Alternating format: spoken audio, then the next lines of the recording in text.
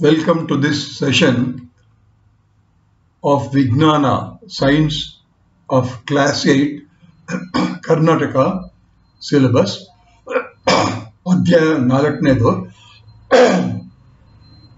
ಈಗಾಗಲೇ 3 ಅಧ್ಯಾಯಗಳು ನೀವು ಓದಿದ್ದೀರಾ. ಹಿಂದಿನ ಒಂದು ಅಧ್ಯಾಯದಲ್ಲಿ ಪರಮಾಣುಗಳ ವಿಚಾರ ಮತ್ತು ಅಣುಗಳ ವಿಚಾರ ಸ್ವಲ್ಪ ತಿಳ್ಕೊಂಡಿದ್ದೀರಾ.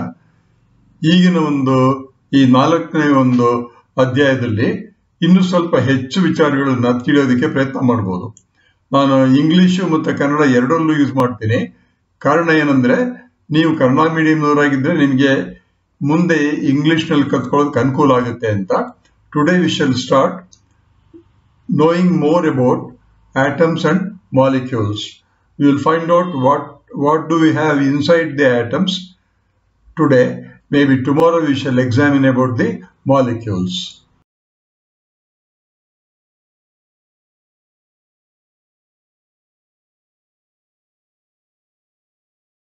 ಈಗ ನಾನು ಮೊದಲೇ ಹೇಳಿದಾಗೆ ಪರಮಾಣುಗಳು ಮತ್ತು ಅಣುಗಳ ವಿಚಾರ ತಿಳ್ಕೊಳ್ಳೋಣ. ಈಗ ಪರಮಾಣು ಅಂದ್ರೆ ಆಟಮ್ಸ್ ಅಂತ ಹೇಳ್ತೀವಿ, ಅಣುಗಳು ಅಂದ್ರೆ ಮಾಲಿಕ್ಯೂಲ್ಸ್ ಅಂತ ಹೇಳ್ಬೋದು. ಎಲ್ಲಾ ವಸ್ತುಗಳಲ್ಲಿ, ಭೂಮಿಯನ್ನು ಸೇರಿಸ್ಕೊಂಡು ಇರತಕ್ಕಂಥ ಎಲ್ಲ ವಸ್ತುಗಳಲ್ಲೂ ಇರ್ತಕ್ಕಂಥ ಅತ್ಯಂತ ಸಣ್ಣ ಕಣ. ಮನೆಯಲ್ಲಿ ಇಟ್ಟಿಗೆ ಹೇಗೆ ಕಟ್ಟಬೇಕಾದ್ರೆ ಇಟ್ಟಿಗೆ ಹೇಗೆ ಚಿಕ್ಕದಾಗಿರುತ್ತೋ ಹಾಗೇನೆ ಎಲ್ಲಾ ವಸ್ತುಗಳಲ್ಲಿ ಇರ್ತಕ್ಕಂಥ ಚಿಕ್ಕ ಕಣ, ಚಿಕ್ಕ ಅಂಶ ಯಾವುದು ಅಂದ್ರೆ ಪರಮಾಣು, ಆಟಮ್ಸ್ ಅಂತ ಇಂಗ್ಲಿಷಲ್ಲಿ ಕರೀತಾರೆ. ಇವತ್ತು ನಾವು ಅದರಲ್ಲಿ ಆಟಮ್ಸ್ ಅಂತಕ್ಕಂಥದ್ರಲ್ಲಿ ಪರಮಾಣುಗಳ ಒಳಭಾಗದಲ್ಲಿ ಏನಿದೆ, ಮತ್ತೆ ಪರಮಾಣು ರಾಶಿ ಅಂದ್ರೇನು, ಮತ್ತೆ ಸಾಪೇಕ್ಷ ಪರಮಾಣು ರಾಶಿ ಅಂದ್ರೇನು. ಪರಮಾಣು ರಾಶಿ ಅಂದ್ರೆ mass, the total amount of material present inside the ಪರಮಾಣು or in the atom. Atom ಒಳಗಡೆ ಇರ್ತಕ್ಕಂಥ ಅಂಶಗಳು ಅಥವಾ ಏನಿದೆ ಸಣ್ಣ ಕಣಗಳು, ಅವುಗಳ ಒಟ್ಟು ರಾಶಿ ಎಷ್ಟಿದೆ ಅಂತ. ರಾಶಿ ಅಂದ್ರೆ ವಸ್ತು ಎಷ್ಟಿದೆ ಅಂತ. ಈಗ ಒಂದು ಕಡಲೆಕಾಯ್ದು ಕೈ ಹಿಡಿದು ತಗೊಂಡ್ರೆ ಈ ಕಡಲೆಕಾಯಿ ರಾಶಿಯಲ್ಲಿ ಎಷ್ಟಿದೆ ಅಂದ್ರೆ ಎಣಿಸ್ಬಿಟ್ಟು 24 ಇದೆ ಅಂತ ಹೇಳ್ತೀವಿ. ಹಾಗೇನೆ ಆ ಪರಮಾಣು ಒಳಗಡೆಗೆ ಏನಿದೆ ಅನ್ನೋದೇ ಪರಮಾಣು ರಾಶಿ. ಮತ್ತೆ ಸಾಪೇಕ್ಷ ಪರಮಾಣು ರಾಶಿ ಅಂತ ಇನ್ನೊಂದಿದೆ. ಸಾಪೇಕ್ಷ ಪರಮಾಣು ರಾಶಿ ಅಂದ್ರೆ ಈ ಅಣುಗಳಲ್ಲಿರ್ತಕ್ಕಂಥ ಅಂಶಗಳನ್ನ ಬೇರೆಯ ಅಣುಗಳ ಜೊತೆಗೆ ಹೋಲಿಕೆ ಮಾಡ್ತಕ್ಕಂಥದ್ದು. Comparative study of the atoms is called ಸಾಪೇಕ್ಷ ಪರಮಾಣು ರಾಶಿ. ಇವಷ್ಟನ್ನ ಮಾತ್ರ ನಾವಿವತ್ತು ಓದೋದಕ್ಕೆ ಪ್ರಯತ್ನ ಮಾಡೋಣ. ಇಲ್ಲಿ ನಾನು 2 ಚಿತ್ರ ಕೊಟ್ಟಿದ್ದೀನಿ ನೋಡಿ. ಎಡಗಡೆ ಹಳದಿ ಬಣ್ಣದಲ್ಲಿರ್ತಕ್ಕಂಥದ್ದು ಪರಮಾಣುವಿನ ಚಿತ್ರ. ಅಂದ್ರೆ ಈ ಒಂದು ಕಾಲ್ಪನಿಕವಾಗಿ ವಿಜ್ಞಾನಿಗಳು ಮಾಡಿರ್ತಕ್ಕಂಥ ಒಂದು ಚಿತ್ರ ಇದು. ಯಾಕೆಂದ್ರೆ ಅಣುಗಳನ್ನ, ಪರಮಾಣುಗಳನ್ನ ಯಾರು ನೋಡಿಲ್ಲ ಇಲ್ಲಿ ತನಕ. ಕೇವಲ ಅವ್ರಿಗೆ ಆಗ್ತಕ್ಕಂಥ ಅನುಭವದ ಮೇಲೆ, ಅವರಿಗೆ ತಿಳಿದಿರ್ತಕ್ಕಂಥ ಜ್ಞಾನದ ಮೇಲೆ ಅವರು ಈ ರೀತಿಯಾಗಿರ್ತಕ್ಕಂಥ ಒಂದು ಕಾನ್ಸೆಪ್ಟ್ ಅಂತ ಹೇಳ್ತೀವಲ್ಲ, ಪರಿಕಲ್ಪನೆ ಮಾಡಿಕೊಟ್ಟಿದ್ದಾರೆ. ಅದು ಪರಮಾಣುವಿನಿಂದು. ಬಲಭಾಗದಲ್ಲಿರ್ತಕ್ಕಂಥ ನೀಲಿ ಬಣ್ಣದಲ್ಲಿ ತೋರಿಸಿದಿನಲ್ಲ, ಅಲ್ಲಿ 3 ಪರಮಾಣುಗಳು ಸೇರ್ಕೊಂಡು ಆಗಿದೆ. ಒಂದು ಹೈಡ್ರೋಜನ್ ಪರಮಾಣು ದೊಡ್ಡದಾಗಿರೋದು, ಅಲ್ಲ ಸಿಕ್ತಾಗಿರೋ 2 ಹೈಡ್ರೋಜನ್ ಪರಮಾಣು ಇದೆ, ಒಂದು ಆಕ್ಸಿಜನ್ ಪರಮಾಣು ಸೇರ್ಕೊಂಡು ಒಂದು ಅಣುವಾಗಿದೆ. ಅದು ಮಾಲಿಕ್ಯೂಲ್ ಅಂತ. ಅದು ಮುಂದಿನ ತರಗತಿಯಲ್ಲಿ ನೋಡ್ಬೋದು. ನಾವು ಮುಂದಿನ ಒಂದು PPTಯಲ್ಲಿ ಅದನ್ನ ಹೇಳ್ತೀನಿ. ಈಗ ನೀವೇನ್ ತಿಳ್ಕೋಬೇಕು ಅಂದ್ರೆ, ಪರಮಾಣು ಅಂತಕ್ಕಂಥದ್ದು atom is the smallest particle of any substance on earth including earth. No one has seen atom, but we can tell many things about atom based upon the experiences scientists have. Okay? ನಾನು ನಿಮಗೆ ಪರಮಾಣುಗಳು ಎಲ್ಲ ವಸ್ತುಗಳಲ್ಲಿದೆ ಅಂತ ಹೇಳಿದೆ. ಈಗ ಭೂಮಿಯ ಮೇಲೆ ಒಟ್ಟು ಎಷ್ಟು ಪರಮಾಣುಗಳಿದೆ ಅನ್ನೋದನ್ನ ಪಟ್ಟಿ ಮಾಡಿದ್ದಾರೆ. ಇದಕ್ಕೆ ಪೀರಿಯಾಡಿಕ್ ಟೇಬಲ್ ಆಫ್ ಎಲಿಮೆಂಟ್ಸ್ ಅಂತ ಕರೀತಾರೆ. ಅದನ್ನು ಮೊದಲು ಮೆಂಡಲೀಫ್ ಅಂತ ವಿಜ್ಞಾನಿ ಮಾಡಿದ್ರು. ಈಗ ಅನೇಕ ಬದಲಾವಣೆಗಳಾಗ್ಬಿಟ್ಟು ಇವತ್ತು ನಿಮ್ಮ ಪಠ್ಯಪುಸ್ತಕ ಇರತಕ್ಕಂಥದ್ದು ನೋಡಿದಾಗ ಇದರಲ್ಲಿ 118 ರೀತಿಯ ಪರಮಾಣುಗಳಿದೆ. ಅಂದ್ರೆ ಇಡೀ ಪ್ರಪಂಚದಲ್ಲಿರ್ತಕ್ಕಂಥ ಎಲ್ಲಾ ವಸ್ತುಗಳು ನಾವು ತೆಗೆದುಕೊಂಡ್ರೆ ಆ ಎಲ್ಲ ವಸ್ತುಗಳು 118, ಅದರಲ್ಲೂ ಸಹಿತ 90 ಪರಮಾಣುಗಳಿಂದ ಆಗಿದೆ ಅನ್ನೋದು ಗೊತ್ತಾಗುತ್ತೆ ನಮಗೆ. ಇನ್ನು ಬಾಕಿದೆಲ್ಲ ಬೇರೆ ಬೇರೆ ರೀತಿಯ ಪರಮಾಣುಗಳು. ಅದನ್ನ ನೀವು ಕಲ್ತ್ಕೊಳ್ಳೋದೇ ಒಂದು ಸಂತೋಷವಾಗ್ಬೋದು. ಎಷ್ಟು ಪರಮಾಣುಗಳಿಂದ ನಮ್ಮ ಭೂಮಿಯಲ್ಲಿರ್ತಕ್ಕಂಥ ವಸ್ತುಗಳಾಗಿದೆಯಪ್ಪ ಅಂತ ನೋಡ್ಬೋದು. ಈಗ ಮನುಷ್ಯನ ತಗೊಂಡ್ರೆ ಎಷ್ಟು ಆಗಿದೆ ಅಂತಂದ್ರೆ ಇಂಗಾಲ, ಆಮ್ಲಜನಕ ಮತ್ತೆ ಜಲಜನಕ, ಇಷ್ಟು ಮುಖ್ಯವಾಗಿರ್ತಕ್ಕಂಥ ನಮ್ಮ ದೇಹದಲ್ಲಿರ್ತಕ್ಕಂಥದ್ದು. ಕೆಲವು ಮೆಗ್ನೀಷಿಯಂ ಇರ್ಬೋದು, ಕ್ಯಾಲ್ಸಿಯಂ ಇರ್ಬೋದು, ಸೋಡಿಯಂ ಇರ್ಬೋದು, ಹೀಗೆ ಬೇರೆ ಬೇರೆ ಇರುತ್ತೆ. ಒಟ್ಟಿನಲ್ಲಿ ಪ್ರತಿಯೊಂದು ಜೀವರಾಶಿಯಲ್ಲೂ ಸಹಿತ ಇಂಗಾಲ ಅಂತಕ್ಕಂಥದ್ದು ಇದ್ದೇ ಇರುತ್ತೆ, ಕಾರ್ಬನ್ ಅಂತಕ್ಕಂಥದ್ದು. ಆದ್ರಿಂದ ಇಂಗಾಲ ಅಂತಕ್ಕಂಥ ಒಂದು ವಸ್ತು ಇದೆಯಲ್ಲ, ಅದು ಇಂಗಾಲದ ಪರಮಾಣು ಬಹಳ ಮುಖ್ಯವಾಗಿ ಕೆಮಿಸ್ಟ್ರಿಯಲ್ಲಿ ಯೂಸ್ ಮಾಡ್ತಾರೆ. ಅದನ್ನೇ ಆಧಾರವಾಗಿಟ್ಕೊಂಡು ಅನೇಕ ರಾಸಾಯನಿಕ ಕ್ರಿಯೆಗಳನ್ನ, ರಾಸಾಯನಿಕ ಕಾನ್ಸೆಪ್ಟ್ಸ್ ಅನ್ನ ಹೇಳ್ತಾ ಇರ್ತಾರೆ. Many concepts, many observations are made using carbon as an important element, because carbon is the universal element or universal atom present in every living being. Okay, ಈ ನಾನು ಇಲ್ಲಿ ಕೊಟ್ಟಿರ್ತಕ್ಕಂಥ ಪರಮಾಣು ಪಟ್ಟಿಯಲ್ಲಿ ಸರಿಯಾಗಿ ತಿಳ್ಕೊಳ್ಳಿ. ಪರಮಾಣು ಪಟ್ಟಿಯನ್ನು ಹೇಗೆ ಓದ್ಬೇಕು ಅಂತ ನಾನು ಮುಂದೆ ಹೇಳ್ಕೊಡ್ತೀನಿ ನಿಮ್ಗೆ. ಇಲ್ಲಿ ನಾನು ಪರಮಾಣು ಅಥವಾ ಆಟಮ್ ಅಂತಕ್ಕಂಥದ್ದು ಒಂದು ಚಿತ್ರವನ್ನು ತೋರಿಸಿದ್ದೀನಿ. ಇದರಲ್ಲಿ ಎರಡಿದೆ.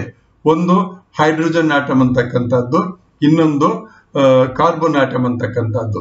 ಅದನ್ನ ನೋಡಿ ನೀವೇನ್ ನೋಡ್ಬೇಕು ಅಂತಂದ್ರೆ, ಪ್ರತಿಯೊಂದು ಪರಮಾಣುವಿನಲ್ಲಿ ಅತ್ಯಂತ ಒಳಭಾಗದಲ್ಲಿ, ಅದಕ್ಕೆ ಬೀಜ ಕೇಂದ್ರ, ನ್ಯೂಕ್ಲಿಯಸ್ ಅಂತ ಹೇಳ್ತಾರೆ, ಅದರ ಒಳಭಾಗದಲ್ಲಿ ಕೆಲವು ಸಣ್ಣ ಸಣ್ಣ ಕಣಗಳಿರುತ್ತೆ. ಆ ಕಣಗಳನ್ನು ನಾನು ಮುಂದೆ ಹೇಳ್ತೀನಿ. ಮತ್ತೆ ಅದರ ಸುತ್ತಲೂ ಸಹಿತ ಎಲೆಕ್ಟ್ರಾನ್ ಅಂತಕ್ಕಂಥದ್ದು ತಿರುಗ್ತಾ ಇರುತ್ತೆ. ಈ ಹಿಂದಿನ ತರಗತಿಯಲ್ಲಿ, ಹಿಂದಿನ ಒಂದು ಅಧ್ಯಾಯದಲ್ಲಿ ಹೇಳಿದ್ದೀನಿ, ಎಲೆಕ್ಟ್ರಾನ್ ಅಂತಕ್ಕಂಥದ್ದಕ್ಕೆ ನೆಗೆಟಿವ್ ಚಾರ್ಜ್ ಇರುತ್ತೆ, ಋಣಾಂಶ ಅಂತ ಇರುತ್ತೆ. ನ್ಯೂಕ್ಲಿಯಸ್ ಅಥವಾ ಬೀಜಕಣದ ಒಳಭಾಗದ ಕೇಂದ್ರ ಬಿಂದುವಿನಲ್ಲಿರ್ತಕ್ಕಂಥದ್ರಲ್ಲಿ ಎರಡು ರೀತಿಯಾಗಿರುತ್ತೆ. ಒಂದು ಪ್ರೋಟಾನ್ ಅಂತಕ್ಕಂಥದ್ದು, ಇನ್ನೊಂದು ನ್ಯೂಟ್ರಾನ್ ಅಂತಕ್ಕಂಥದ್ದು. ಪ್ರೋಟಾನಿಗೆ ಇರ್ತಕ್ಕಂಥದ್ದು ಪ್ಲಸ್ ಮಾರ್ಕ್ ಇರುತ್ತೆ, ನ್ಯೂಟ್ರಾನ್ ಅನ್ನೋದಕ್ಕೆ ಏನೂ ಇರೋದಿಲ್ಲ. ಇದಿಷ್ಟು ನೀವು ತಿಳ್ಕೋಬೇಕು. ಅಂದ್ರೆ 118 ಪರಮಾಣುಗಳಲ್ಲಿ ಬೇರೆ ಬೇರೆ 118 ಪರಮಾಣು ತಗೊಂಡ್ರೆ ಅದರಲ್ಲಿ 118 ಎಲೆಕ್ಟ್ರಾನ್ಗಳು ಇದ್ದೇ ಇರುತ್ತೆ. ಆದರೆ ಒಳಭಾಗದಲ್ಲಿರ್ತಕ್ಕಂಥ ನ್ಯೂಟ್ರಾನು ಮತ್ತೆ ಪ್ರೋಟಾನ್ಗಳ ಸಂಖ್ಯೆ ಬದಲಾವಣೆ ಆಗ್ತಿರುತ್ತೆ. ಈಗ ಕಾರ್ಬನ್ ಅಂತಕ್ಕಂಥದ್ದಲ್ಲಿ ತೋರಿಸಿದೀವಲ್ಲ, ಅದರಲ್ಲಿ 6 ಎಲೆಕ್ಟ್ರಾನ್ಗಳಿದೆ ಮತ್ತು ಒಳಭಾಗದಲ್ಲಿ 6 ಪ್ರೋಟಾನು 6 ನ್ಯೂಟ್ರಾನ್ ಇದೆ. ಆದರೆ ಕೆಲವು ಸಾರಿ ಕಾರ್ಬನ್ ನಲ್ಲಿ 14 ಒಳಭಾಗದಲ್ಲಿರುತ್ತೆ, ಕೇಂದ್ರ ಭಾಗದಲ್ಲಿರುತ್ತೆ ಅಂತ. ಅದಕ್ಕೆ ಐಸೋಟೋಪ್ ಅಂತ ಕರೀತಾರೆ. ಅದು ಮುಂದೆ ಹೇಳ್ತೀನಿ. ಸಮಸ್ಥಾನಿಗಳು ಅಂತ ಕರೀತಾರೆ ಅದಕ್ಕೆ. ಈಗ ಇನ್ನು 2 ಚಿತ್ರವನ್ನು, ಪರಮಾಣುಗಳ ಚಿತ್ರವನ್ನು ತೋರಿಸಿದ್ದೀನಿ, ಆಟಮ್ಸ್ನ ಚಿತ್ರಗಳು. ಎಡಭಾಗದಲ್ಲಿರ್ತಕ್ಕಂಥ ಕೆಂಪು ಚಿತ್ರದಲ್ಲಿ ನೀವು ನೋಡಿದಾಗ ಕೇಂದ್ರ ಭಾಗ, ನ್ಯೂಕ್ಲಿಯಸ್ ಅಂತೀವಲ್ಲ, ಅಲ್ಲಿ ಏನಿದೆ ಅನ್ನೋದು ಕಾಣಿಸ್ತಾ ಇಲ್ಲ. ಆದರೆ 3 ಎಲೆಕ್ಟ್ರಾನ್ಗಳು ತಮ್ಮದೇ ಕಕ್ಷೆಯಲ್ಲಿ ತಿರುಗ್ತಾ ಇರುತ್ತೆ, ಯಾವಾಗಲೂ ತಿರುಗ್ತಾ ಇರುತ್ತೆ. ಅದರಲ್ಲೇ ಎನರ್ಜಿ, ಶಕ್ತಿ ಇರ್ತಕ್ಕಂಥದ್ದು. ಈ ಬಲಗಡೆ ಚಿತ್ರ ಇದೆಯಲ್ಲ, ಅದರಲ್ಲಿ ಹಳದಿ ಬಣ್ಣ ಚಿತ್ರ, ಅದರಲ್ಲಿ ನಾನು ನ್ಯೂಕ್ಲಿಯಸ್ ಅಥವಾ ಕೇಂದ್ರದ ಒಳಭಾಗದಲ್ಲಿ 2 ಪ್ಲಸ್ ಚಿಹ್ನೆ ಇರೋದು ತೋರಿಸಿದ್ದೀನಿ, ಸಣ್ಣ ಗೋಲುಗಳು. ಇನ್ನು 2 ಏನು ಇಲ್ಲಿರ್ತಕ್ಕಂಥ ತೋರಿಸಿದ್ದೀನಿ. ಅಂದ್ರೆ ಅವು ಒಳಗಿರ್ತಕ್ಕಂಥ ಕಣಗಳು. ಒಂದು ಪ್ರೋಟಾನ್ ಪ್ಲಸ್ ಅಂತ ಮಾರ್ಕ್ ಇರ್ತಕ್ಕಂಥದ್ದು, ಧನ ಚಿಹ್ನೆ ಏನಿರ್ತಕ್ಕಂಥದ್ದು, ಏನು ಇಲ್ಲದಿರ್ತಕ್ಕಂಥದ್ದು ಅದು ನ್ಯೂಟ್ರಾನ್ ಅಂತ. ಇವೆರಡನ್ನು ಸೇರಿಸ್ಕೊಂಡು ವಿಜ್ಞಾನಿಗಳು ನ್ಯೂಕ್ಲಿಯನ್ ಅಂತ ಹೆಸರು ಕೊಡ್ತಾರೆ. ನಾವು ಮುಂದೆ ಓದ್ತೀವಲ್ಲ, ದ್ರವ್ಯ ರಾಶಿ ಅಂತ ಹೇಳ್ತೀವಲ್ಲ, ಅವಾಗ ಇದು ಹೆಲ್ಪ್ ಆಗುತ್ತೆ. ಅಂದ್ರೆ ನೀವೇನು ಜ್ಞಾಪಕ ಇಟ್ಕೋಬೇಕಪ್ಪ ಅಂದ್ರೆ, ನ್ಯೂಕ್ಲಿಯಸ್ ಅಥವಾ ಕೇಂದ್ರ, ಬೀಜ ಕೇಂದ್ರದ ಒಳಭಾಗದಲ್ಲಿ 2 ರೀತಿಯಾಗಿರ್ತಕ್ಕಂಥ ವಸ್ತುಗಳು ನಮಗೆ ಕಂಡು ಬರುತ್ತೆ. ಅವು ಸೂಕ್ಷ್ಮವಾಗಿರುತ್ತೆ, ಇನ್ನೂ ಜಾಸ್ತಿ ಇರುತ್ತೆ. ಆದ್ರೆ ನಮಗೆ ಇವತ್ತು ತಿಳ್ಕೋಬೇಕಾಗಿರೋದು 2. ಒಂದು ಪ್ರೋಟಾನು, ಇನ್ನೊಂದು ನ್ಯೂಟ್ರಾನ್ ಅಂತಕ್ಕಂಥದ್ದು. ಕೋಶ ಕೇಂದ್ರ, ನ್ಯೂಕ್ಲಿಯಸ್ ಅಂತ ಹೇಳ್ತೀವಲ್ಲ, ಪರಮಾಣುವಿನ ಕೇಂದ್ರದಲ್ಲಿರುತ್ತೆ. ಹೊರಭಾಗದಲ್ಲಿ ಎಲೆಕ್ಟ್ರಾನ್ಗಳಿರುತ್ತೆ, ಎಲೆಕ್ಟ್ರಾನ್ಗಳಲ್ಲಿ ಶಕ್ತಿ ಇರುತ್ತೆ. ಈಗ ನೀವು 3-4 ಚಿತ್ರಗಳನ್ನು ನೋಡಿದಿರಿ. ಆ ರೇಖಾಚಿತ್ರಗಳಲ್ಲಿ ನಾನು ಏನ್ ತೋರಿಸಿದ್ದೀನಿ ಅಂತಂದ್ರೆ ಪರಮಾಣುವಿನ ಕೇಂದ್ರ ಭಾಗದ ಒಳಭಾಗದಲ್ಲಿ ಕಡೆ ಪಕ್ಷ ನಾವು ತಿಳ್ಕೊಳ್ಬೇಕಾಗಿರ್ತಕ್ಕಂಥದ್ದು 2 ರೀತಿಯಾಗಿರ್ತಕ್ಕಂಥ ಸಣ್ಣ ಸಣ್ಣ ಕಣಗಳು. ಒಂದು ಪ್ರೋಟಾನ್ ಅಂತಕ್ಕಂಥದ್ದು, ಇನ್ನೊಂದು ನ್ಯೂಟ್ರಾನ್ ಅಂತಕ್ಕಂಥದ್ದು. ಹೊರಭಾಗದಲ್ಲಿ ಎಲೆಕ್ಟ್ರಾನ್ ಅಂತಿರುತ್ತೆ. ಎಲೆಕ್ಟ್ರಾನ್ ಅತ್ಯಂತ ಸಣ್ಣದಾಗಿರೋದ್ರಿಂದ ಅದನ್ನ ನಾವು ಹೆಚ್ಚಾಗಿ ಪರಿಗಣಿಸೋದಿಲ್ಲ. ಆದರೆ ಒಳಭಾಗದಲ್ಲಿರ್ತಕ್ಕಂಥ ಪ್ರೋಟಾನ್ ನ್ಯೂಟ್ರಾನ್ ಅಂತಿದೆಯಲ್ಲ, ಅದನ್ನ ಗಮನಕ್ಕೆ ತಗೊಂಡ್ಬಿಟ್ಟು ಅದಕ್ಕೆ ಏನ್ ಹೇಳ್ತೀವಿ ಅಂದ್ರೆ ಅವೆರಡನ್ನು ಸೇರಿಸ್ಕೊಂಡಾಗ ದ್ರವ್ಯ ರಾಶಿ ಆಗುತ್ತೆ. ದ್ರವ್ಯ ರಾಶಿ ಅಂದ್ರೆ ಮಾಸ್ ಅಂತ ಇಂಗ್ಲಿಷ್ ಕರೀತಾರೆ. What is the mass of an atom ಅಂತ ಕೇಳಿದ್ರೆ ದ್ರವ್ಯ ರಾಶಿ ಏನು, ಒಂದು ಪರಮಾಣುವಿನ ದ್ರವ್ಯ ರಾಶಿ ಏನು ಅಂತ ಕೇಳಿದ್ರೆ ಅದು ಒಳಗಿರ್ತಕ್ಕಂಥ ಅಂದ್ರೆ ಪರಮಾಣುವಿನ ಕೇಂದ್ರದಲ್ಲಿರ್ತಕ್ಕಂಥ ಪ್ರೋಟಾನು ಮತ್ತು ನ್ಯೂಟ್ರಾನ್ಗಳ ಸಂಖ್ಯೆ ಎರಡನ್ನು ಸೇರಿಸ್ಕೊಂಡಾಗ ಅದಕ್ಕೆ ದ್ರವ್ಯ ರಾಶಿ ಅಂತ ಕರಿತೀವಿ.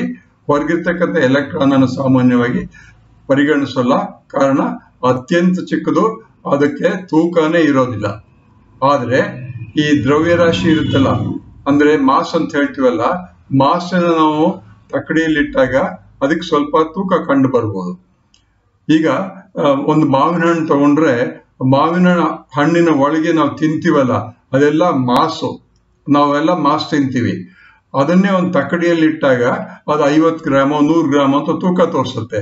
ಅದಕ್ಕೆ ನಾವು ದ್ರವ್ಯರಾಶಿಯ ತೂಕ ಅಂತ ಹೇಳ್ತೀವಿ.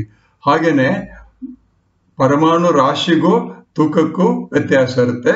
ಪರಮಾಣು ರಾಶಿ ಅಂತ ಹೇಳಿದ್ರೆ ಆ ಒಂದು ವಸ್ತುವಿನಲ್ಲಿರ್ತಕ್ಕಂಥ ಒಟ್ಟು ಅಂಶಗಳು ಅಥವಾ ಒಟ್ಟು ವಸ್ತುಗಳು ಯಾವ್ದ್ರಿಂದ ಆಗಿರುತ್ತೆ ಅಂದ್ರೆ ಪರಮಾಣುಗಳಿಂದಾಗಿರುತ್ತೆ. ಅಂದ್ರೆ ಒಂದು ಧಾತುವಿನಲ್ಲಿ ಇರ್ತಕ್ಕಂಥ ಎಲ್ಲಾ ಅಣುಗಳನ್ನು ಸೇರಿಸ್ಕೊಂಡ್ಬಿಟ್ಟು ನಾವು ದ್ರವ್ಯರಾಶಿ ಅಂತ ಹೇಳ್ತೀವಿ.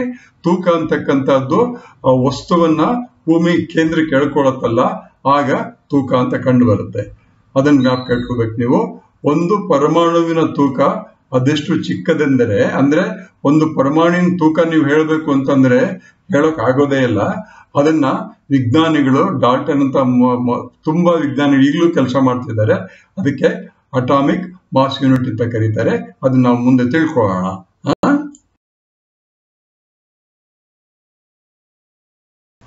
ನಾನು ಹಿಂದಿನ ಒಂದು ಪ್ರೆಸೆಂಟೇಶನ್ ನಲ್ಲಿ ಪರಮಾಣು ರಾಶಿ ಅಂತ ಹೇಳಿದೆ. ಅದಕ್ಕೆ ಇಂಗ್ಲಿಷ್ ನಲ್ಲಿ ಮಾಸ್ ಅಂತ ಕರಿತೀವಿ. ಮಾಸ್ ಅಂತ ಕರಿಬಹುದು. ಮಾಸ್ ಅಂದ್ರೆ ಟೋಟಲ್ ಅಮೌಂಟ್ ಆಫ್ ಮೆಟೀರಿಯಲ್ ಅಂತ. ಪರಮಾಣು ರಾಶಿ ಅಂದ್ರೆ ಒಂದು ಪರಮಾಣುವಿನಲ್ಲಿರ್ತಕ್ಕಂಥ ಏನೇನು ವಸ್ತುಗಳಿದೆಯೋ ಅದರಲ್ಲಿ ಅದನ್ನೆಲ್ಲ ಸೇರಿಸ್ಕೊಂಡಾಗ ಬರ್ತಕ್ಕಂಥದಕ್ಕೆ ರಾಶಿ ಅಂತ ಕರೀತಾರೆ. ಈಗ ಪರಮಾಣು ರಾಶಿ ಎಂದರೆ ಪರಮಾಣುವಿನ ಒಳಗೆ ಅಂದ್ರೆ ನ್ಯೂಕ್ಲಿಯಸ್ ಇದೆಯಲ್ಲ, ಪರಮಾಣು ಒಳಭಾಗದಲ್ಲಿ ಅದರಲ್ಲಿರ್ತಕ್ಕಂಥ ಎಲ್ಲ ಪ್ರೋಟಾನ್ ನ್ಯೂಟ್ರಾನ್ಗಳ ಒಟ್ಟು ಸಂಖ್ಯೆಯನ್ನು ಸೇರಿಸ್ಕೊಂಡಾಗ ಅದಕ್ಕೆ ಪರಮಾಣು ರಾಶಿ ಅಂತ ಕರಿತೀವಿ. ನ್ಯೂಕ್ಲಿಯಸ್ ಒಳಭಾಗದಲ್ಲಿ ಏನೇನಿದೆಯಪ್ಪ ಅಂದ್ರೆ ಪ್ರೋಟಾನ್ಗಳಿರುತ್ತೆ ಮತ್ತೆ ನ್ಯೂಟ್ರಾನ್ಗಳಿರುತ್ತೆ. ಈಗ ಜಲಜನಕ ತಗೊಂಡ್ರೆ ಅದರಲ್ಲಿ ಒಂದು ಪ್ರೋಟಾನು ಒಂದು ನ್ಯೂಟ್ರಾನು ಸಾಮಾನ್ಯವಾಗಿರ್ತಕ್ಕಂಥ ಜಲಜನಕದಲ್ಲಿರುತ್ತೆ. ಅದು ಎರಡನ್ನೂ ಸೇರಿಸ್ಕೊಂಡಾಗ ಪ್ರೋಟಾನ್ ಮತ್ತು ನ್ಯೂಟ್ರಾನ್ ಎರಡನ್ನೂ ಸೇರಿಸಿ ನಾವು ರಾಶಿ ಹೇಳಬೇಕು ಅಂದ್ರೆ ಅದಕ್ಕೆ ನ್ಯೂಕ್ಲಿಯಾನ್ ಅಂತ ಕರೀತಾರೆ.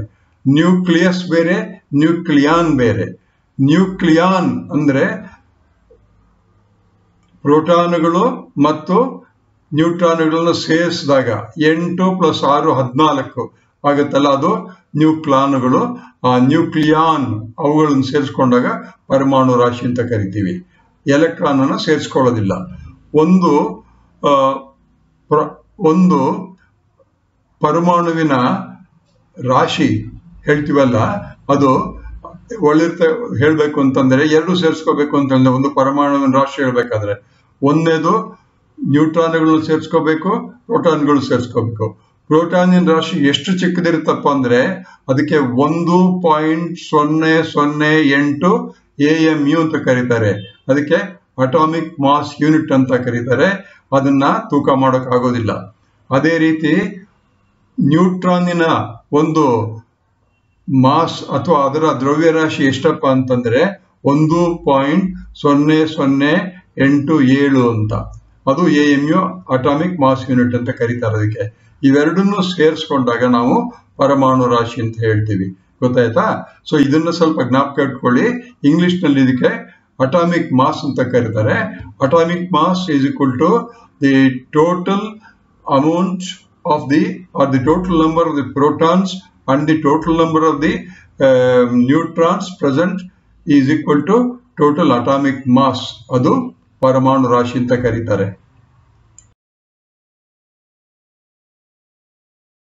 ಈಗ ಅದನ್ನೇ ಸ್ವಲ್ಪ ಜಾಸ್ತಿ ವಿಸ್ತರಣೆ ಮಾಡ್ತಿದ್ದೀನಿ. ಇಲ್ಲಿ ಪರಮಾಣು ಒಂದನ್ನು ತಗೊಂಡಿದ್ದೀನಿ, ಕಾರ್ಬನ್ ಅಂತಕ್ಕಂಥ ಒಂದು ಪರಮಾಣು ತಗೊಂಡಿದ್ದೀನಿ. ಅದರಲ್ಲಿ ಯಾತಕ್ಕೋಸ್ಕರ ತಗೊಂಡಿದ್ದೀವಿ ಅಂದ್ರೆ ಈ ಕಾರ್ಬನ್ ಅಂತಕ್ಕಂಥದ್ದನ್ನೇ ಎಲ್ಲ ಒಂದು ಸಾಪೇಕ್ಷ ಪರಮಾಣುವಿನ ತೂಕ ಇದೆಲ್ಲದಕ್ಕೂ ಕಾರ್ಬನ್ ಅನ್ನೇ ಉಪಯೋಗಿಸ್ತೀವಿ. ಕಾರಣ ಏನಪ್ಪಾ ಅಂದ್ರೆ ಕಾರ್ಬನ್ ಅಂತಕ್ಕಂಥ ಒಂದು ಪರಮಾಣು ಇದೆಯಲ್ಲ ಅಥವಾ ಒಂದು ಧಾತು ಇದೆಯಲ್ಲ, ಎಲಿಮೆಂಟ್ ಅಂತ ಕರೀತಾರೆ, ಅದು ಎಲ್ಲಾ ಜೀವಿಗಳಲ್ಲೂ ಕಂಡು ಬರುತ್ತೆ. ಪ್ರತಿಯೊಂದು ಜೀವಿ, ಸಸ್ಯ, ಪ್ರಾಣಿ ಯಾವ್ದು ತಗೊಂಡ್ರು ಸಹಿತ ಕಾರ್ಬನ್ ಇದ್ದೇ ಇರುತ್ತೆ. ಇವನ್ ವೈರಸ್ ಪಾರ್ಟಿಕಲ್ ಅಲ್ಲೂ ಸಹಿತ ಕಾರ್ಬನ್ ಇರುತ್ತೆ.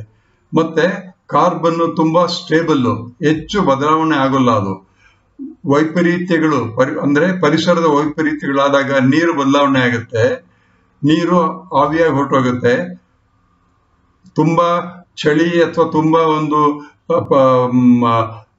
ಇದು ಉಷ್ಣಾಂಶ ಕಡಿಮೆ ಆದ್ರೆ ಅದು ಗಟ್ಟಿ ಆಗ್ಬಿಡುತ್ತೆ.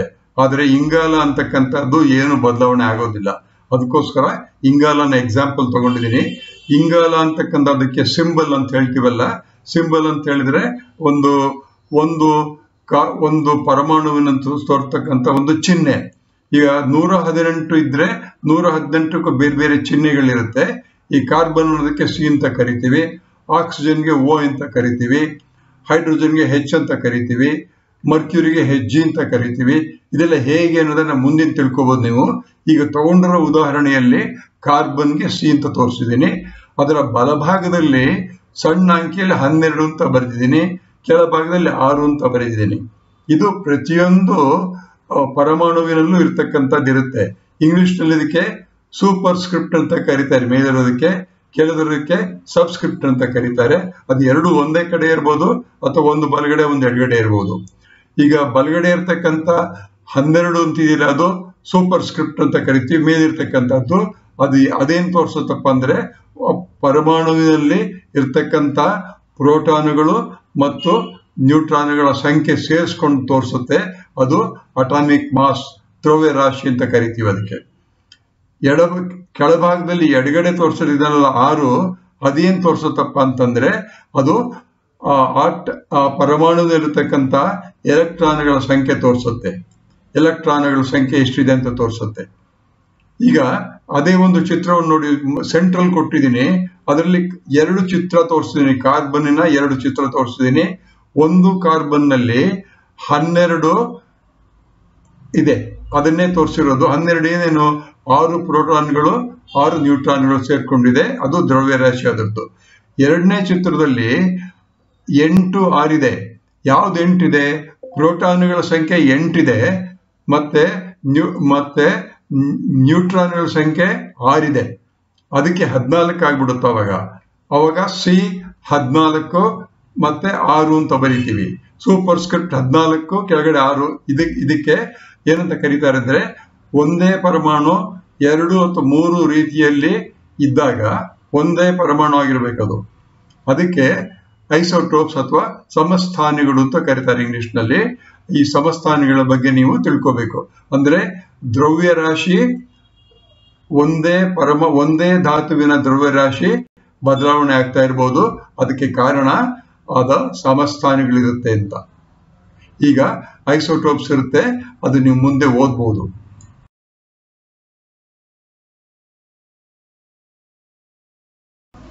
ಈಗ ಪರಮಾಣು ರಾಶಿಯ ಬಗ್ಗೆ ಇನ್ನೊಂದು ಸ್ವಲ್ಪ ತಿಳ್ಕೊಳ್ಳೋಣ. ಮಾಸ್ ಅಂತ ಹೇಳಿದ್ವಲ್ಲ, ಅದು ಅಟಾಮಿಕ್ ಮಾಸ್ ಅನ್ನೋದನ್ನ. ಪರಮಾಣು ತನ್ನದೇ ಆದ ನಿರ್ದಿಷ್ಟ ಪರಮಾಣು ರಾಶಿಯನ್ನು ಹೊಂದಿರುತ್ತೆ. ಅಂದ್ರೆ ಪ್ರತಿಯೊಂದು ಪರಮಾಣು ಸಹಿತ ಅದಕ್ಕೆ ಸೀಮಿತವಾಗಿರ್ತಕ್ಕಂಥ ಒಂದು ಪರಮಾಣು ರಾಶಿಯನ್ನು ಹೊಂದಿದೆ. ಅದಕ್ಕೆ ಸ್ಥಿಮಿತ ಅಂದ್ರೇನು, ಅದರ ನ್ಯೂಕ್ಲಿಯಸ್ನ ಒಳಭಾಗದಲ್ಲಿ, ಕೇಂದ್ರದ ಒಳಭಾಗದಲ್ಲಿರ್ತಕ್ಕಂಥ ಪ್ರೋಟಾನುಗಳು ಮತ್ತು ನ್ಯೂಟ್ರಾನ್ಗಳ ಸಂಖ್ಯೆ ಎರಡೂ ಸೇರಿಸ್ಕೊಂಡಾಗ ನ್ಯೂಕ್ಲಿಯಾನ್ಗಳು ಅಂತ ಹೇಳ್ತೀವಿ. ಆ ನ್ಯೂಕ್ಲಿಯನ್ ಅನ್ನ ಆಧಾರವಾಗಿ ಇಟ್ಕೊಂಡಿರುತ್ತೆ. ಮತ್ತು ಪರಮಾಣು ರಾಶಿ, ಅದಕ್ಕೆ ಇಂಗ್ಲಿಷ್ ಅಟಾಮಿಕ್ ಮಾಸ್ ಅಂತ ಕರಿತೀವಿ. ಅದನ್ನು ನಾವು ಹೇಳ್ಬೇಕಾದ್ರೆ ಒಂದು AMU ಅಂತಕ್ಕಂಥ ಒಂದು ಸಂಕೇತವನ್ನು ಉಪಯೋಗಿಸ್ತೀವಿ. AMU ಅಂತ ಬಂದ್ರೆ ಅಟಾಮಿಕ್ ಮಾಸ್ ಯೂನಿಟ್ ಅಂತ ತಿಳ್ಕೋಬೇಕು. ಅದನ್ನೇ ಸಹಿತ ಡಾಲ್ಟನ್ ಅಂತ DA ಅಂತಾನು ಕರಿಬಹುದು, ಡಾಲ್ಟನ್ ಯೂನಿಟ್ಸ್ ಅಂತ ಕರಿಬಹುದು, ಅಥವಾ U ಅಂತ ಕರಿಬಹುದು, ಏಕಮಾನ ಪದ್ಧತಿ ಅಂತ ಹೇಳ್ಬೋದು.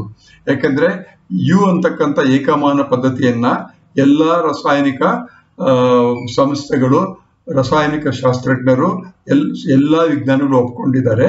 ಅದು U ಅಂತ ಕರೀತಾರೆ. ಯಾಕಂದ್ರೆ ಬೇರೆ ಬೇರೆ ದೇಶದಲ್ಲಿ ಬೇರೆ ಬೇರೆ ಭಾಷೆ ಇರುತ್ತೆ. ಚೈನೀಸ್ನವ್ರ ಭಾಷೆ ಬೇರೆ ಇರುತ್ತೆ, ಕನ್ನಡಿಗರ ಭಾಷೆ ಬೇರೆ ಇರುತ್ತೆ, ಮತ್ತೆ ರಷ್ಯನ್ ಭಾಷೆ ಇರುತ್ತೆ. ಅದನ್ನ AMU ಅಂತಕ್ಕಂಥ ಇಂಗ್ಲಿಷ್ ಆಗ್ಬಿಡುತ್ತೆ, D ಅನ್ನೋದು ಇಂಗ್ಲಿಷ್ ಆಗ್ಬಿಡುತ್ತೆ. U ಅಂತಕ್ಕಂಥದ್ದು ಉಪಯೋಗಿಸಿದ್ರೆ ಅದಕ್ಕೆ ಏನು ಅರ್ಥವಿಲ್ಲದೆ ಎಲ್ಲರೂ ಸಹಿತ ಕಲ್ತ್ಕೋಬಹುದು ಅಂತ ಮಾಡಿದ್ದಾರೆ.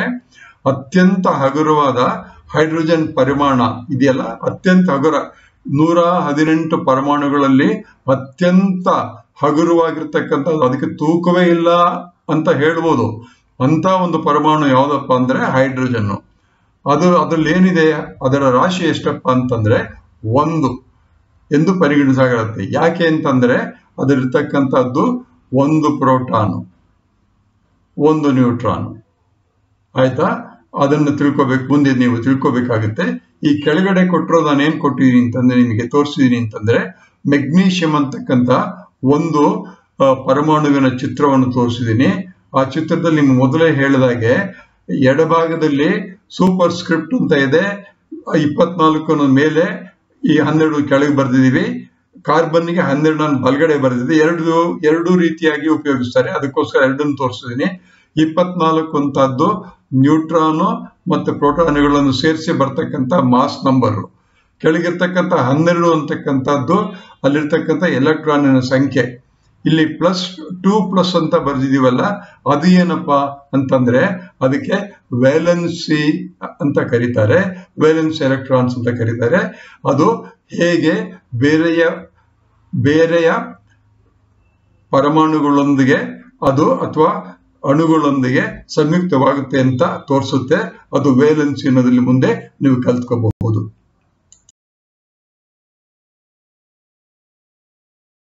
ಈಗ ಇಲ್ಲೊಂದು ಬೇರೆಯ ಒಂದು ಕಾನ್ಸೆಪ್ಟ್ ಬರ್ತಿದೆ. ಕಾನ್ಸೆಪ್ಟ್ ಅಂದ್ರೆ ನಿಮ್ಗೆ ನೆನ್ನೆನೆ ಹೇಳ್ದಂಗೆ ಒಂದು ಪರಿಕಲ್ಪನೆ. ಅದೇನಪ್ಪಾ ಅಂದ್ರೆ ಸಾಪೇಕ್ಷ ಪರಮಾಣು ರಾಶಿ. ಸಾಪೇಕ್ಷ ಅಂದ್ರೆ ರಿಲೇಟಿವ್ ಅಂತ ಕರೀತಾರೆ, ರಿಲೇಟಿವ್ ಅಟಾಮಿಕ್ ಮಾಸ್ ಅಂತ ಹೇಳ್ಬೋದು ನಾವು. ಈಗ ಯಾವ್ದಾದ್ರು ವಿಜ್ಞಾನಿಗಳು ಸಾಮಾನ್ಯವಾಗಿ ಎಲ್ಲಾ ಒಂದು ಕಾರ್ಬನ್ ಅನ್ನ, ಎಲ್ಲಾ ಒಂದು ಪರಮಾಣುಗಳನ್ನ ಅಳಿಯೋಕೆ ಸಾಧ್ಯವಾಗಲ್ಲ. 118 ಪರಮಾಣುಗಳನ್ನ ಪರೀಕ್ಷೆ ಮಾಡೋಕೆ ಕಷ್ಟವಾಗುತ್ತೆ ಅಂತ ಒಂದನ್ನ ಇಟ್ಕೊಂಡಿರ್ತಾರೆ. ಅಂದ್ರೆ ಅದನ್ನ ಆಧಾರವಾಗಿ ಇಟ್ಕೊಂಡು ಅದನ್ನ ಒಂದು what we call, you can call it as ಒಂದು ಆದರ್ಶವಾಗಿ ಇಟ್ಕೋಬಹುದು. It becomes an important reference point ಅಂತ ಕರೀತಾರಲ್ಲ, ಹಾಗೆ ರೆಫರೆನ್ಸ್ ಇಟ್ಕೊಳ್ತಾರೆ. ಅದನ್ನ ಕಾರ್ಬನ್ 12 ಅಂತ ಕರಿತೀವಲ್ಲ, ಅದನ್ನ ಇಟ್ಕೊಂಡಿದೀವಿ. ಕಾರ್ಬನ್ 12 ಅಂತ ಯಾಕೆ ಹೇಳ್ತಾ ಇದೀವಿ ಅಂದ್ರೆ, ಕಾರ್ಬನ್ ನಲ್ಲಿ ಐಸೋಟೋಪ್ಸ್ ಇರುತ್ತೆ, ಸಮಸ್ಥಾನಗಳಿಂದ ಇದೆ. ಇನ್ನೊಂದು 14 ಕಾರ್ಬನ್ 14 ಅಂತಿದೆ, ಅದನ್ನ ಇಟ್ಕೊಳ್ಳಲ್ಲ. ಕಾರ್ಬನ್ 12 ಅಂತ ತಗೊಳ್ತೀವಿ, C12 ಅಂತ. ಅದನ್ನ ಆದರ್ಶವಾಗಿ ಇಟ್ಕೊಂಡು ಬೇರೆಯ ಪರಮಾಣುಗಳನ್ನ ಅದ್ರ ಜೊತೆಗೆ ಹೋಲಿಸ್ತಾರೆ. ಅದಕ್ಕೆ ಸಾಪೇಕ್ಷ ಪರಮಾಣು ರಾಶಿ ಅಂತ ಕರೀತಾರೆ, ರಿಲೇಟಿವ್ ಅಟಾಮಿಕ್ ಮಾಸ್ ಅಂತ ಕರೀತಾರೆ. ಅಂದ್ರೆ ಇಂಟರ್ನ್ಯಾಷನಲ್ ಲೆವೆಲ್ ಅಲ್ಲಿ ಇದನ್ನೆಲ್ಲರೂ ಒಪ್ಕೊಂಡಿದ್ದಾರೆ. ಅದಕ್ಕೋಸ್ಕರ ನಾನು ಹಿಂದಿನ ಚಿತ್ರ ತೋರಿಸ್ತೇನೆ ನಿಮ್ಗೆ. ಇಲ್ಲಿ ಕೆಳಗಡೆ ಬರೆದಿದ್ದು ನೋಡಿ, C12(6) ಅಂತಕ್ಕಂಥ ತೋರಿಸಿದೀನಿ. ಅದನ್ನ ನಾವು ಯಾವಾಗಲೂ ಆದರ್ಶವಾಗಿ ಇಟ್ಕೊಂಡಿರ್ತೀವಿ. ಕಾರ್ಬನ್ ಪರಮಾಣು ರಾಶಿಯು 12U ಅಂತ ಕರೀತಾರೆ. 12U ಅಂದ್ರೆ ಹೇಗ್ ಬಂತು ಅಂತ ಹೇಳಿದ್ರೆ, 12.01U ಅಂದ್ರೆ ಅಟಾಮಿಕ್ ಮಾಸ್ ಯೂನಿಟ್ ಅಂತ. ಅದು ಸಾಪೇಕ್ಷ ಪರಮಾಣು ರಾಶಿ. ಅದು ಹೇಗೆ ತಗೊಳ್ತಾರೆ ಅನ್ನೋದನ್ನ ಮುಂದಿನ ಒಂದು ಇದರಲ್ಲಿ ಹೇಳ್ತೀನಿ ನಾನು. ಇದುವಾಗಿ ತಿಳ್ಕೊಳ್ಳಿ. ರಿಲೇಟಿವ್ ಅಟಾಮಿಕ್ ಮಾಸ್ ಈಸ್ ಸಾಪೇಕ್ಷ ಪರಮಾಣು ರಾಶಿ. ಅದನ್ನ ಸಾಮಾನ್ಯವಾಗಿ ಹೋಲಿಸಿ ಎರಡನ್ನ ಹೋಲಿಸ್ಕೊಳ್ತಾರೆ. ಅದನ್ನ ಹೋಲಿಸೋದಕ್ಕೆ ಕಾರ್ಬನ್ 12 ಉಪಯೋಗಿಸ್ತಾರೆ. ಇಲ್ಲಿ ಈ ಸಾಪೇಕ್ಷ ಪರಮಾಣು ರಾಶಿಯನ್ನು ಹೇಗೆ ವಿಜ್ಞಾನಿಗಳು ಕಲ್ತ್ಕೊಳ್ತಾರೆ ಅಥವಾ ಮಾಡ್ತಾರೆ, ಅಥವಾ ನೀವು ಪರೀಕ್ಷೆಯಲ್ಲಿ ಒಂದು ಪ್ರಶ್ನೆ ಕೇಳ್ಬೋದು. ಈ ಯಾವ್ದಾದ್ರು ಒಂದು ಪರಮಾಣುವನ್ನು ಕೊಟ್ಬಿಟ್ಟು ಅಥವಾ ಒಂದು ಧಾತುವಿನ ಹೆಸರು ಹೇಳಿ ಅದಕ್ಕೆ ಬೇಕಾಗಿರ್ತಕ್ಕಂಥ ಒಂದು ಡೇಟಾವನ್ನು ಕೊಡ್ತಾರೆ, ಅಂಶವನ್ನು ಕೊಟ್ಬಿಟ್ಟು ಒಂದು ಪರಮಾಣು ರಾಶಿಯನ್ನು ಕಂಡುಹಿಡಿ ಅಂತ ಕೇಳ್ಬೋದು. ಅದಕ್ಕೆ ಏನ್ ಮಾಡ್ಬೇಕಪ್ಪ ಅಂದ್ರೆ ಧಾತುವಿನ ಪರಮಾಣು ರಾಶಿ ಯಾವುದು, ಎಷ್ಟು ಅಂತ ಕೇಳ್ತಾರೆ. ಒಂದು ಎಕ್ಸಾಂಪಲ್ ಇಲ್ಲಿ ಆದರ್ಶವಾಗಿ ಕೊಟ್ಟಿದೆ. ಧಾತು ಅಂದ್ರೆ ಪರಮಾಣು, ಧಾತು ಅಂದ್ರೆ ಎಲಿಮೆಂಟ್ ಅಂತ. What is the relative atomic mass of a particular element ಅಂತ ಕೇಳ್ಬೋದು. ಅವಾಗ ಏನ್ ಮಾಡ್ಬೇಕು, ಧಾತುವಿನ ಒಂದು ಪರಮಾಣು ರಾಶಿ ಅಂದ್ರೆ ಒಂದು ಎಲಿಮೆಂಟ್ ಕೊಟ್ಟಿರ್ತಾರಲ್ಲ, ಆ ಎಲಿಮೆಂಟಿನ ಒಂದು ಪರಮಾಣುವಿನ ರಾಶಿ. ಆ ಒಂದು ಎಲಿಮೆಂಟ್ ಅಲ್ಲಿ ಲಕ್ಷಾಂತರ ಪರಮಾಣುಗಳಿರುತ್ತೆ. ಆ ಒಂದನ್ನ ಮಾತ್ರ ತಗೊಳ್ಕೋಬಹುದು. ಅದು ಗೊತ್ತಾಗುತ್ತೆ ಹೇಗೆ ಅಂತ. ಮತ್ತೆ ಅದನ್ನ ನಾವು ಏನ್ ಮಾಡ್ಬೇಕು ಅಂದ್ರೆ ಇಟ್ಸ್ ಡಿವೈಡೆಡ್ ಬೈ, ಅದನ್ನ ಭಾಗಿಸ್ಬೇಕು. ಯಾವ್ದ್ರಿಂದ ಅಂದ್ರೆ 1/12 ಅಂದ್ರೆ ಕಾರ್ಬನ್. 1/12 ಅಂತಕ್ಕಂಥ ಯಾವ ವಸ್ತು ತಗೊಳ್ತೀವೋ ಅದನ್ನ ಹಾಕೋಬೇಕು. ಅದರ ಒಂದು ಐಸೋಟೋಪಿನವನ್ನು ಹಾಕೊಂಡ್ಬಿಟ್ಟು ಭಾಗಿಸಿದ್ರೆ ಬರ್ತಕ್ಕಂಥ ಉತ್ತರ ಇದೆಯಲ್ಲ, ಅದು ಸಾಪೇಕ್ಷ ಪರಮಾಣು ರಾಶಿ ಆಗುತ್ತೆ. ಇಲ್ಲಿ ಉದಾಹರಣೆಗೆ ಅಲ್ಯೂಮಿನಿಯಂ ಅಂತಕ್ಕಂಥ ಒಂದು ವಸ್ತುವಿಂದ ವರ್ಕ್ ಮಾಡಿ ತೋರಿಸಿದ್ದಾರೆ. ಇಲ್ಲಿ ಅಲ್ಯೂಮಿನಿಯಂ ಅಂತ ಹೇಳಿವಲ್ಲ, ಅದರ ಸಿಂಬಲ್ ಸಂಕೇತ AL ಅಂತ ಹೇಳ್ಬೇಕು. ಅದ್ರ ಪಕ್ಕದಲ್ಲಿ ನೋಡಿ ಮೇಲ್ಗಡೆ 27 ಅಂತ ಕೊಟ್ಟಿದ್ದೀನಿ. ಅದು ಒಂದು ಪರಮಾಣುವಿನ ರಾಶಿ. ಅದು ಒಂದು ಪರಮಾಣುವಿನ ಸಾಪೇಕ್ಷ ರಾಶಿ. ಅದು 27 ಅಂತ ಇದೆ. 27ಅನ್ನ ನಾವು ಹೇಗೆ ಡಿವೈಡ್ ಮಾಡಿದ, ಡಿವೈಡೆಡ್ ಬೈ 1/12 ಇಂಟು 12 ಇಂಟು 1 ಮಾಡಿ ಅದನ್ನ ಸೂಕ್ಷ್ಮವಾಗಿ ಅದನ್ನ ನೀವು ಪರಿವರ್ತಿಸಿದ್ರೆ ನಿಮ್ಗೆ ಸಿಗ್ತಕ್ಕಂಥದ್ದು 26.98 U. ಅದು ಸಾಪೇಕ್ಷ ಪರಮಾಣು ರಾಶಿ ಅಂತ. ಅಂದ್ರೆ ಒಂದು ವಸ್ತುವಿನ, ಒಂದು ಧಾತುವಿನ ಪರಮಾಣು ರಾಶಿಯನ್ನು ಕಂಡುಹಿಡಿಬೇಕಾದ್ರೆ ನಿಮಗೆ ಬೇಕಾಗಿರ್ತಕ್ಕಂಥ ಏನಪ್ಪಾ ಅಂತಂದ್ರೆ ಒಂದು ಧಾತುವಿನ ಒಂದು ಪರಮಾಣು ರಾಶಿಯ ಒಂದು ಅಂಶ ಬೇಕು. ಕಾರ್ಬನ್ ನಿಮ್ಗೆ ಗೊತ್ತಿರುತ್ತೆ, ಅದನ್ನ ಯಾವಾಗಲೂ 1/12 ಅಂತ ಬರ್ಕೊಂತೀವಿ. ಆಮೇಲಿಂದ ಐಸೋಟೋಪ್, ಕಾರ್ಬನ್ ಐಸೋಟೋಪಿನ್ 12 ಬರಿಬೇಕು. ಅವನ್ನೆಲ್ಲ ಭಾಗಿಸಿ ಅದನ್ನೆಲ್ಲ ನೀವು ಫ್ಯಾಕ್ಟರೈಸ್ ಮಾಡಿ ಎಲ್ಲ ತಗೊಂಡಾಗ ಬರ್ತಕ್ಕಂಥದ್ದೇ ಸಾಪೇಕ್ಷ ಪರಮಾಣು ರಾಶಿ.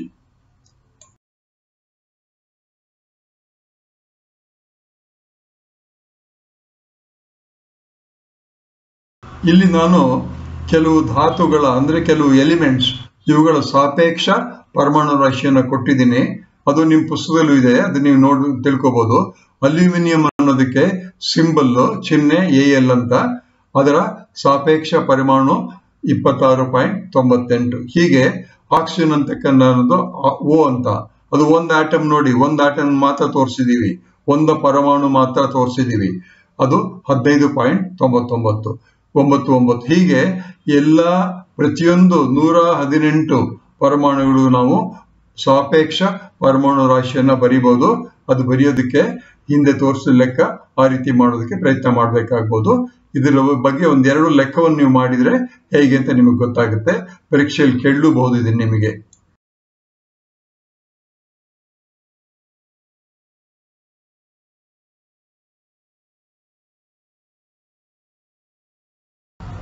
ಈಗ ನಾವು ಈ ಪರಮಾಣು ರಾಶಿಯನ್ನ ಗ್ರಾಮ್ಗಳಲ್ಲಿ ಹೇಗೆ ಹೇಳ್ಬೋದು ಅಂತ ಸಣ್ಣದಾಗಿ ಒಂದು ಎಕ್ಸ್ಪ್ಲೈನ್ ಮಾಡಿದ್ದೀನಿ.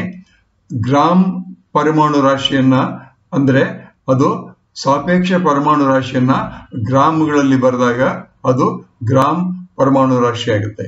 ಉದಾಹರಣೆಗೆ ಹೈಡ್ರೋಜನ್ ಅಂತಕ್ಕಂಥ ಒಂದು ಪರಮಾಣುವಿನ ಅಥವಾ ಒಂದು ಧಾತುವಿನ ಸಾಪೇಕ್ಷ ಪರಮಾಣು ರಾಶಿ 1.008 ಅಂತ ಇದ್ರೆ ಅದನ್ನ ನಾವು ಗ್ರಾಮ್ ಪರಮಾಣು ರಾಶಿಯಾಗಿ ಪರಿವರ್ತನೆ ಮಾಡೋದಕ್ಕೆ ಅದ್ರ ಮುಂದೆ G ಅಂತ ಸಣ್ಣ G ಬರೆದ್ರೆ ಅದು ಗ್ರಾಮ್ ಪರಮಾಣು ರಾಶಿ ಆಗುತ್ತೆ. ಯಾತಕ್ಕೋಸ್ಕರ ಇವೆಲ್ಲ ಮಾಡ್ತಾರೆ ಅಂತ ಮುಂದಿನ ತರಗತಿಯಲ್ಲಿ ನಿಮಗೆ ಗೊತ್ತಾಗುತ್ತೆ. ಲೆಕ್ಕಗಳನ್ನ ಮಾಡ್ಬೇಕಾದ್ರೆ ಇದು ಬೇಕಾಗುತ್ತೆ. ಅಂದ್ರೆ ಒಂದು ಸರಾಸರಿ ಪರಮಾಣು ರಾಶಿ ತಗೊಳ್ತೀವಿ. ಸರಾಸರಿ ಯಾವಾಗ ತಗೊಳ್ತೀವಿ ಅಂದ್ರೆ ಒಂದು ಪರಮಾಣುವಿನಲ್ಲಿ ಸಮಸ್ಥಾನಿಗಳು ಇದ್ದಾಗ, ಐಸೋಟೋಪ್ಸ್ ಗಳಿದ್ದಾಗ ಅದನ್ನ ಒಂದನ್ನೇ ನಾವು ಹೇಳೋಕ್ಕಾಗಲ್ಲ, ಅದರ ಸರಾಸರಿ ತಗೊಳ್ಬೇಕು. ಉದಾಹರಣೆಗೆ ಈಗ ಕ್ಲೋರಿನ್ ಅನ್ನೋದ್ರಲ್ಲಿ 2 ಐಸೋಟೋಪ್ಗಳಿದೆ ಅಂತ ಇಟ್ಕೊಳ್ಳಿ. 35 ಮತ್ತೆ 37 ಅಂತಕ್ಕಂಥದ್ದು. ಆದ್ರೆ ಎರಡರ ಸರಾಸರಿಯನ್ನ 35.5 ಅಂತ ಹೇಳ್ಬೋದು. ಹಾಗೆ ಕಾರ್ಬನ್ ನಲ್ಲಿರ್ತಕ್ಕಂಥ ಐಸೋಟೋಪ್ ಸಮಸ್ಥಾನಗಳು ಎರಡರ ಸರಾಸರಿ ತಗೊಂಡ್ರೆ ಅದು 12.001 ಯೂನಿಟ್ ಅಂತ ಆಗುತ್ತೆ. ನೀವು ಇಲ್ಲೇನು ಜ್ಞಾಪಕ ಇಟ್ಕೋಬೇಕಪ್ಪ ಅಂತಂದ್ರೆ ಒಂದು ಪರಮಾಣು ಇದೆಯಲ್ಲ, ಒಂದು ಪರಮಾಣು, ಒಂದು ಆಟಮ್, ಅದರ ಪರಮಾಣು ರಾಶಿಯನ್ನು ಹೇಳ್ಬೇಕಾದ್ರೆ ಅದನ್ನ ಪೂರ್ಣ ಸಂಖ್ಯೆಯಲ್ಲಿ ಹೇಳ್ಬೇಕಾಗುತ್ತೆ. ಅಂದ್ರೆ ಫ್ರಾಕ್ಷನ್ ಅಲ್ಲಿ ಹೇಳಕ್ಕಾಗಲ್ಲ ಅದನ್ನ ಪರಮಾಣುವಿಂದ. ಆದ್ರೆ ಪರಮಾಣುವಿನ 1, ಕ್ಲೋರಿನ್ ಇಂದು 35 ಅಂತ ಹೇಳ್ತೀನಿ, ಹೈಡ್ರೋಜನ್ ಇಂದು 1 ಅಂತ ಹೇಳ್ಬೋದು. ಆದ್ರೆ 1.008 ಅಂತ ಹೇಳಿದಾಗ ಅದು ಸರಾಸರಿ ಆಗ್ಬಿಡುತ್ತೆ. ಆದ್ರಿಂದ ಧಾತುವಿನ ಅಂದ್ರೆ ಎಲಿಮೆಂಟ್ ಅಂತ ಹೇಳ್ತೀವಲ್ಲ, ಅದಕ್ಕೆ ಇಂಗ್ಲಿಷ್ ನಲ್ಲಿ ಎಲಿಮೆಂಟ್ ಅಂತಾರೆ, ಧಾತು ಅಂತ ಹೇಳ್ತೀವಿ. ಧಾತು ಅಂದ್ರೆ ಎಲ್ಲಾ ಅಣುಗಳು ಸೇರ್ಕೊಂಡಿರುತ್ತಲ್ಲ ಒಟ್ಟಾಗಿ, ಅದರ ಒಂದು ಸರಾಸರಿಯನ್ನು ತೆಗೆದುಕೊಂಡಾಗ ಅದು ಪೂರ್ಣ ಅಂಕಿಯಲ್ಲಿ ಇರೋದಕ್ಕೆ ಸಾಧ್ಯವಿಲ್ಲ, ಅವಾಗ ಅದು ಫ್ರಾಕ್ಷನ್ ಆಗಿರ್ಬೋದು. ಇಷ್ಟು ನೀವು ಜ್ಞಾಪಕ ಇಟ್ಕೊಂಡ್ರೆ ಸಾಕಾಗುತ್ತೆ. ಅಂದ್ರೆ ಧಾತುವಿನ ಪರಮಾಣು ತೂಕವನ್ನು ಹೇಳ್ಬೇಕಾದ್ರೆ, ಅದರ ದ್ರವ್ಯರಾಶಿಯನ್ನು ತೂಕವನ್ನು ಹೇಳ್ಬೇಕಾದ್ರೆ ಅದು ಐಸೋಟೋಪ್ಗಳ ಸರಾಸರಿನ ತಗೊಳ್ಬೇಕಾಗುತ್ತೆ ಅನ್ನೋದನ್ನ ಹೇಗೆ ಅನ್ನೋದನ್ನ ಮುಂದಿನ ತರಗತಿಯಲ್ಲಿ ನೀವು ನೋಡ್ಬೋದು.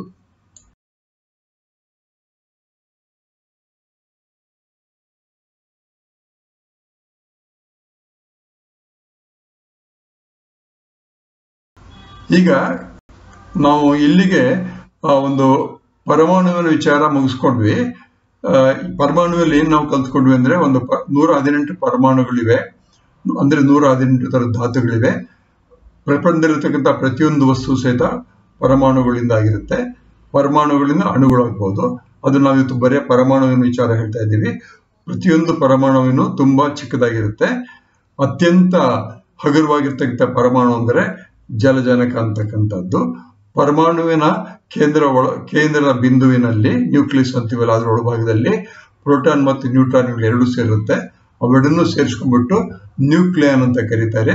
ನ್ಯೂಕ್ಲಿಯಾನ್ಗೆ ಒಂದು ರಾಶಿ, ದ್ರವ್ಯ ರಾಶಿ ಅಂತ ಹೇಳ್ತೀವಿ. ಅದು 118 ಪರಮಾಣುಗಳ ದ್ರವ್ಯ ರಾಶಿ ಬೇರೆ ಬೇರೆ ಆಗಿರುತ್ತೆ. ಪರಮಾಣುವಿನ ದ್ರವ್ಯ ರಾಶಿ ಹೇಳ್ಬೇಕಾದ್ರೆ ಪೂರ್ಣಾಂಕದಲ್ಲಿ ಹೇಳ್ತೀವಿ. ಆದ್ರೆ ಧಾತುವಿನ ಒಂದು ತೂಕವನ್ನು ಹೇಳ್ಬೇಕಾದ್ರೆ, ಎಲಿಮೆಂಟಿನ ತೂಕವನ್ನು ಹೇಳ್ಬೇಕಾದ್ರೆ ನಾವು ಅದರಲ್ಲಿ ಪೂರ್ಣ ಸಂಖ್ಯೆಯನ್ನು ಉಪಯೋಗಿಸೋಕ್ಕಾಗಲ್ಲ. ಕಾರಣ ಸರಾಸರಿ ತಗೊಳ್ಬೇಕು. ಸರಾಸರಿ ಯಾತಕ್ಕಪ್ಪ ತಗೊಳ್ಬೇಕು ಅಂತ ಹೇಳಿದ್ರೆ, ಒಂದು ಪರಮಾಣು, ಉದಾಹರಣೆಗೆ ಕ್ಲೋರಿನ್ ಅಂತಕ್ಕಂಥ ಒಂದು ಧಾತು ತೆಗೆದುಕೊಂಡ್ರೆ ಅದರಲ್ಲಿ 2-3 ರೀತಿಯಾಗಿರ್ತಕ್ಕಂಥ ಪರಮಾಣುಗಳು ಕಂಡು ಬರುತ್ತೆ. ಆದ್ರೆ ಎಲೆಕ್ಟ್ರಾನ್ ಒಂದೇ ಸಮ ಇರುತ್ತೆ. ನ್ಯೂಕ್ಲಿಯಸ್ ಇರತಕ್ಕಂಥ ನ್ಯೂಟ್ರಾನ್ ಮತ್ತು ಪ್ರೋಟಾನ್ಗಳ ಸಂಖ್ಯೆ ಬದಲಾವಣೆ ಆಗಿರುತ್ತೆ ಅಂತ ಅದಕ್ಕೆ ಐಸೋಟೋಪ್ ಅಂತ ಕರೀತಾರೆ. ಇಷ್ಟು ನಾವು ಕಲ್ತ್ಕೊಂಡಿದ್ದೀವಿ. ಎಲ್ಲರಿಗೂ ಥ್ಯಾಂಕ್ಸ್. ನಿಮ್ಮ ಪುಸ್ತಕವನ್ನು ಓದಿ ದಯವಿಟ್ಟು 2-3 ಪ್ರಶ್ನೆಗಳನ್ನ ಉತ್ತರ ಮಾಡೋದಕ್ಕೆ ಪ್ರಯತ್ನ ಮಾಡಿ.